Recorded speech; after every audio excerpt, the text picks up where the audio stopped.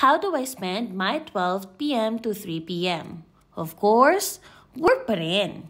But before anything else, I make sure to nourish my body with this well-deserved lunch. Hati ang pagkain ko at ang pagiging nanay ko during my break time. Dito kami nagkikwentuhan what transpired in their day sa loob ng classroom.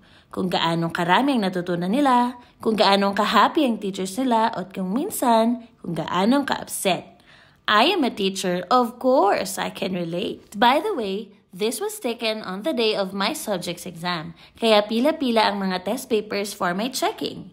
Pero in between checking, titigil ako for a bit para sa mga bagets na gusto ng yakap. Simply because this is also my way of recharging my body and soul as a mother. Pero minsan, nagpapaalam yang mga yan para maglaro.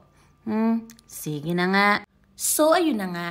Naumay na akong mag-check, kaya naman ibang trabaho naman ang gagawin ko. Almost end of school year na, kaya naman evaluations are waving. And finally, 3:00 na. Excited na akong umuwi dahil ibang mundo na naman ang aking dadatnan sa aming tahanan, ang pagiging nanay at asawa. Maraming salamat sa pagsama sa akin sa araw na ito. Hanggang sa muli, with love, Ginang.